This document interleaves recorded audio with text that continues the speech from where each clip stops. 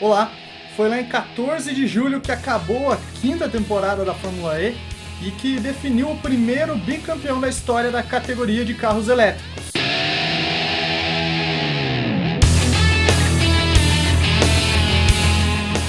Já começo pedindo para você curtir o vídeo e assinar o canal. Curte aqui o vídeo, assina o canal. Lembrando que a gente está atrás dos 100 inscritos para conseguir aquele endereço personalizado aqui no YouTube. Então essa sua ajuda é muito importante, principalmente se inscrevendo no canal, ativa o sininho para receber a notificação. Isso é muito importante para a gente. Também tem a página no Facebook e no Instagram, as duas você encontra como @liguemseusmotores. Qualquer coisa, dá uma espiada nos links que estão aqui na descrição do vídeo. Corre ali, dá uma baixadinha ali, uma scrolladinha na tua página, confere os links ali de todas as nossas redes sociais, todos os nossos links. Antes de começar o programa de fato, eu tô aqui editando o programa ainda, o que vai nessa quarta-feira aí pro ar sobre a Fórmula E. Não tem como deixar passar o assunto aí do final de semana, que foi o acidente da Fórmula 2, quanto o Roberto e o José Manuel Correa. Situação muito triste. Não é o que a gente gostaria de ver no automobilismo, não é o que a gente gosta de ver no automobilismo. O programa já estava em processo de edição aqui e tal, quando aconteceu toda a situação, então estou gravando esse vídeo meio no improviso para não deixar passar batido. A panca foi muito atípica, assim, de tudo que a gente costuma ver, né? Pelo que eu consegui ver da imagem, o cockpit do lado esquerdo do Roberto ficou completamente destruído. O José Manuel Correa tá lá com fratura nas duas pernas, correu o risco de algo mais sério. Aquela parte da Radilon ali, que é o Rouge, é aquela lá de baixo, né? E a Radilon já é onde começou a confusão toda. Precisaria de fato de uma revisão para ver o que pode ser feito, porque o Juliano Alesi rodou e provavelmente o Roberto e o Correa foram desviar dele, e aí que aconteceu todo o acidente. O Roberto acabou batendo no que tentou desviar do Juliano Alesi e o Correa não tinha para onde ir. Tá certo que alguns carros desviaram pela pista, mas o Correa e o Roberto acabaram indo para a área de escape, mas a gente não sabe, não tem imagens. A FIA e a FOM não divulgaram imagens on-board de nenhum dos carros pra gente ter uma ideia exata do que aconteceu. Infelizmente o Roberto morreu, era uma grande promessa aí do automobilismo francês. Ele, como falaram, junto com Leclerc e Gasly, formavam ali os três mosqueteiros, e eram Gasly e Leclerc, não precisa nem falar que são duas promessas já praticamente afirmadas, apesar do Gasly ter sido rebaixado aí para Toro Rosso, mas eu já vejo ele como uma promessa realizada, né? E o Roberto vinha mostrando que era uma promessa, ganhou 2 corridas nessa temporada, foi campeão ano passado da GP3, na última temporada da GP3, já vinha com muita moral e vinha fazendo boas corridas. As corridas que eu consegui assistir da Fórmula 2 esse ano, ele não decepcionou em nenhuma, uma pena mesmo. E torcer para que as investigações tragam algum resultado positivo que melhore a segurança aí nesse esporte, né? Acabei levantando aí a lista de pilotos que morreram em Fórmula nos últimos anos, e fora o acidente do Robert Wickens no ano passado, Justin Wilson, tivemos o Dan Weldon nesse meio tempo, o Henry Surtees na Fórmula 2, que não tinha ligação com o que é, né? Essa é a primeira morte no que é a GP2 e virou Fórmula 2 nos últimos anos. A do Henry Surtees era uma outra Fórmula 2. Tem o próprio Julius Bianchi. O automobilismo é um esporte que a gente gosta, mas não gosta de ver esse tipo de situação, lamenta profundamente esse tipo de coisa. Essa parte aí do vídeo é mais para passar aqui o sentimento que eu tenho sobre toda essa situação do final de semana. A corrida da Fórmula 1 acho que poderia ter sido dispensável, né, diante de tudo que aconteceu. Da própria Fórmula 3 que aconteceu no domingo de manhã. A Art já falou que não vai substituir o Roberto nesse primeiro momento, uma escolha meio lógica. Vamos pro vídeo sobre a Fórmula E. A gente pode dizer com toda certeza que a 5ª temporada da Fórmula E foi a mais equilibrada de toda a história da categoria. Mas aí fica a pergunta, ela foi boa? Foi boa, mas poderia ser melhor. Já explico. Esse é o objetivo desse programa, né? Primeiro a gente vai falar dos números da temporada, mas só lembro que eu já alertava para esse equilíbrio todo no vídeo de metade da temporada, que eu falei na metade da temporada da Fórmula E. Você pode encontrar ele no link do card, deve estar por aqui, assim, em cima, ou então eu vou colocar também na descrição para você encontrar mais fácil. mas se quiser, corre lá nesse vídeo, dá uma olhada no que eu falei no meio da temporada. Tem umas queimações de cara, mas tem alguma coisa sobre o que eu já alertava. Essa já era, naquele momento, a temporada das mais equilibradas da história da Fórmula E de longe. Eu já adianto que tem uma baita furada, eu larguei um palpite bem furado na época e baita queimação de cara também. Eu, particularmente, acho que a gente pode ter um oitavo vencedor em 8 corridas de uma oitava equipe diferente. Eu aposto na Nissan, tanto com Sebastian Buemi quanto com Oliver Rowland. Começamos pelas poles. A Nissan, de longe, foi o melhor time em classificações com 6 poles, mas você vai ver mais tarde que todas essas poles adiantaram muito pouco, já que a conversão em vitórias foi muito pequena. A campeã de equipes, a ADS Techeetah, cravou 2 poles empatada com a BMW Andretti. Virgin, Mahindra e HWA AG conquistaram uma pole cada. Entre os pilotos, a dupla da Nissan lidera com 3 poles cada, e daí para baixo todos os outros 7 pilotos conquistaram apenas uma pole cada um. Não é mesmo Jean-Eric Vergne, Antônio Félix da Costa, André Lotterer, Sam Bird, Pascal Wehrlein, Alexander Sims e Stoffel Vandoorne? A ADS Techeetah e a Virgin terminaram como as maiores vencedoras entre as equipes. A Techeetah converteu apenas uma pole em vitória, já a Virgin teve que contar com o avanço dos pilotos para vencer. A Audi fechou o ano com 2 vitórias e a Nissan, BMW, Mahindra, Jaguar e Venturi terminaram o campeonato com apenas uma vitória. A Nissan só converteu a pole da primeira corrida de Nova York em vitória, com Sebastian Buemi. Vergne foi o fominha e garantiu todas as vitórias da ADS Techeetah. De Grassi e Robin Fries terminaram o ano com 2 vitórias e junto com Buemi temos Mitch Evans, Da Costa, Sam Bird, Jérôme D'Ambrosio e Eduardo Mortara, que conquistou a primeira vitória da história da Venturi. As voltas rápidas também mostram o equilíbrio da temporada. 5 pilotos conquistaram 2 voltas rápidas cada um: Vergne, de Grassi, Daniel Abt, Bird e Wehrlein. Outros 3 conquistaram apenas uma: Buemi, Fries e André Lotterer. A ADS Techeetah domina as visitas ao pódio com 7 no ano, seguida pela Nissan com 6, a Audi e a Virgin com 5, mas a Virgin foi a única a colocar os 2 carros no pódio lá na segunda etapa em Marrakech.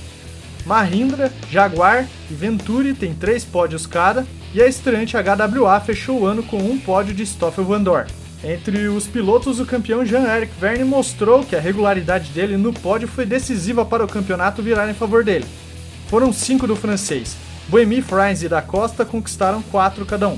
De Grassi e Evans só estiveram em 3, Abt, Lotterer, Bird, Rowland, D'Ambrosio e Mortara marcaram presença em 2. A Audi foi a equipe que mais esteve presente na zona de pontuação e acabou não convertendo em título pela falta de pódios e vitórias. A montadora alemã esteve nos pontos em 12 das 13 corridas e em 8 delas com os 2 carros. A BMW pontuou em 11 corridas, a Techeetah em 10 junto com a Virgin, a Mahindra e a Jaguar. A Nissan pontuou em 9 corridas, a Venturi e a HWA em 7, a Dragon em 4 e a New em 3. De longe, essas 2 últimas foram as piores equipes da temporada. A New por falta de desempenho mesmo, mas a Dragon ficou refém do desempenho dos seus pilotos em algumas oportunidades que ela poderia ir melhor, principalmente de um certo José Maria Lopes. Nada mais icônico que a etapa de Roma, que a equipe partiu do 3º e do 5º lugares e terminou no 16º e 19º lugares, graças a várias confusões que os 2 pilotos se envolveram, tanto o Lopes quanto o Maximilian Günther, na primeira volta. Já na primeira curva já tinham perdido o 3º e o 5º lugares bem rapidinho. Abt foi o piloto que mais esteve no top 10 em 11 corridas. Ele foi seguido por Evans com 10, Buemi, de Grassi e Da Costa com 9, Vergne, Bird e Wehrlein com 8 e Lotterer e D'Ambrosio com 7 top 10. Quando a gente fala de popularidade dos pilotos com o público, a gente tem como usar o fanboost como referência. E olha, tem 2 pilotos que surpreenderam.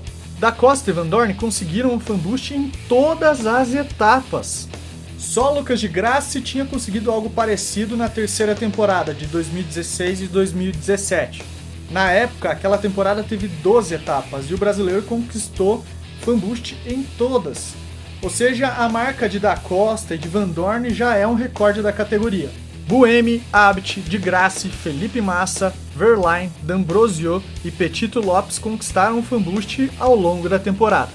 Como eu falei agora há pouco, o Jean-Eric Vergne conquistou o título nos detalhes. E esses detalhes apareceram principalmente nessa segunda metade de campeonato, principalmente depois da etapa de Sanya, na China. De lá até o final da temporada, Vergne entrou 2 vezes na Super Pole, conquistou mais 2 vitórias, 3 pódios e esteve 5 vezes nos pontos. A pole de Berna, a antepenúltima etapa do campeonato, foi determinante para a conquista do título, porque de lá ele conquistou uma boa folga para a rodada dupla de Nova York, que encerrava a temporada. Claro que não foi só a pole, ele conseguiu vencer graças a essa pole, ele largou da pole e venceu a corrida. Daí em diante foi basicamente marcar Lucas de Grassi e o Mitch Evans, que estavam concorrendo com ele direto ao título nas 2 etapas de Nova York.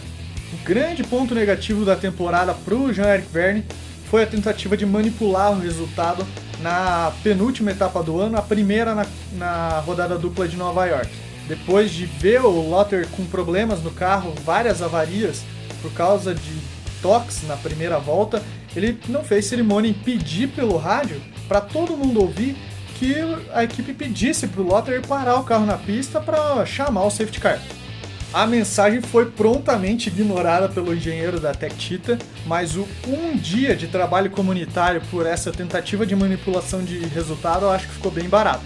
Ficou barato, e para quem acha o contrário, eu vou lembrar do caso de Michael Schumacher, lá em 1996 na disputa do título com Jacques Villeneuve, que ele tentou tirar o canadense da pista, ficou preso na brita, mas a FIA desclassificou ele do campeonato. Vou repetir o que eu falei no vídeo lá do meio da temporada. A Fórmula E precisa urgentemente remodelar a maioria das pistas dela. Na minha opinião, elas são apertadas demais e precisam ser alargadas. Por mais que seja traçado de rua, você deve ter como resolver essa situação. Acho que alguns desenhos de pista têm chicanes desnecessárias, principalmente para essa geração 2 dos carros da Fórmula E. Na minha opinião, uma chicane desnecessária é aquela de Berna, que causou toda aquela confusão ainda na primeira curva da corrida. Bem desnecessária. Outra coisa que me incomoda muito vendo as corridas da Fórmula E são algumas tangências de curva que são modificadas, aí elas acabam sendo apertadas, literalmente apertadas, estreitadas, e dificultam a ultrapassagem na minha visão. 2 exemplos que eu tenho assim rapidamente na cabeça são da pista lá de Pequim, lá da primeira temporada, a última curva da pista de Pequim da primeira temporada, e da última curva da pista de Sanya, que entrou nessa última temporada. Como eu já falei, eu acho que tira a possibilidade de ultrapassagem, mas é uma opinião. Outra coisa que eu acho que tem que acontecer é que Mônaco tem que receber a Fórmula E no traçado completo da pista, aquele que recebe a Fórmula 1 mesmo. Eu digo isso porque a pista de Mônaco, para os padrões da Fórmula E, ela já é mais larga, ela tem uma largura muito boa para a Fórmula E. E você retiraria aquele trechinho entre a Sainte-Devote e a saída do túnel, que esse sim é bem estreitinho, deu confusão em anos anteriores, deu confusão nesse ano. Tiraria um trecho bem apertadinho, que é o que mais me incomoda assistindo as corridas da Fórmula E. Proporcionalmente também, a pista de Mônaco no traçado completo seria como uma Spa para a Fórmula E. Ela tem pistas curtas de 1-2 km e Mônaco tem 3, quase 4, viraria praticamente uma Spa para a categoria. Seria muito legal ver os pilotos e equipes lidando com economia de energia, consumo do carro, em uma pista com o dobro do tamanho, uma pista maior. Daí alguém vai falar, mas vamos comparar com a Fórmula 1. Já fazem isso. Se você procurar um pouquinho aqui no YouTube mesmo, você vai ver que tem gente que já fez comparação justamente do trecho ali da chicane que faz a saída do túnel até a linha de chegada. Então esse tipo de comparação já existe e você encontra com certa facilidade na internet. O carro da Fórmula E tem praticamente 1/3 da potência que tem os carros da Fórmula 1. Então não tem comparação, não tem como comparar uma coisa com a outra. São tipo água e óleo, não mistura. Outra coisa que eu acho que seria muito bom para dar uma dinâmica melhor na corrida da Fórmula E, porque esses 45 minutos corridos, eles tiram um pouco das possibilidades de estratégia das equipes. Acho que seria legal introduzir um pit stop obrigatório durante as corridas da Fórmula E. E ainda sugiro que seja mais ou menos nos moldes do DTM, que você tem uma janela de pit stop que só se fecha durante a entrada de safety car. Durante todo o resto da corrida, o piloto pode parar, entrar e trocar o pneu. Só para dar aquele temperinho, dar uma modificada na corrida, dar uma embaralhada nas coisas. ficaria bem interessante a situação toda. O modo ataque acabou sendo uma boa ferramenta para a categoria. Particularmente eu preferi quando foram instaladas as zonas de ativação do modo ataque, quando eles foram colocados em lugares que não se perdia tempo, como aconteceu em Paris, Mônaco e em Nova York. Mas como eu falo, mais uma vez é gosto, eu gostei assim. Talvez você que esteja assistindo não tenha gostado. Para mim, as melhores etapas foram a de Berlim, no aeroporto de Tempelhof, e a da Cidade do México, no Autódromo Hermanos Rodrigues. Elas foram corridas mais disputadas, na minha visão tiveram mais ultrapassagens, tiveram mais possibilidades de briga mesmo na pista e troca de posição. Eu atribuo ao espaço da pista, por ela ser mais larga mesmo. A pista de Santiago eu também curti bastante, mas acho que a etapa foi muito prejudicada pelo calor. Na minha visão, a Fórmula E ainda peca em várias coisas que ela já não poderia pecar mais. Ela está na 5ª temporada, indo para a 6ª. Mesmo na 5ª não poderia continuar cometendo esse tipo de erro. Uma coisa que me pegou como espectador foram as confusões em bandeira vermelha, que aconteceram primeiro na Cidade do México, lá na etapa do México, no acidente do Nelsinho com o Lotter, ou com o Verne, eu vou ser bem certo que eu não lembro quem foi o envolvido na confusão com o Nelsinho. Aconteceu uma confusão na transmissão brasileira aqui, mas não foi só a transmissão brasileira que passou por essa confusão. Que entrou em bandeira vermelha e o reloginho de tempo de corrida continuou contando, como se a corrida fosse ser retomada do ponto que a bandeira amarela, sei lá, voltasse com 10 minutos. Ela ia ser retomada dali com 10 minutos de corrida. Ficou bem confuso na hora. E não foi só a transmissão brasileira, transmissões de fora também tiveram esse problema. Só depois o cronômetro foi resetado do ponto onde a bandeira vermelha entrou. Foi bem confuso. Ainda teve problema que botaram um pouquinho de tempo a mais, teve gente com problema para chegar no final da corrida com bateria. Foi uma confusão geral.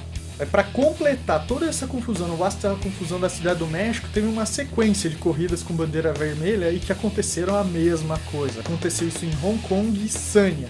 A situação do reloginho continuar contando em bandeira vermelha só foi corrigida na etapa de Roma, a 4ª consecutiva com bandeira vermelha, e só em Roma eles resolveram, entrou bandeira vermelha para o cronômetro. Por causa dessa sequência, o erro ficou muito em evidência. Uma coisa que eu observei também que gerou muita confusão foi a bandeira vermelha de Berna. Ela foi resolvida de uma forma diferente do que aconteceu em Roma e do que aconteceu na Cidade do México. Na minha visão, a revolta do Lucas de Grassi e de Companhia Limitada foi muito justificada.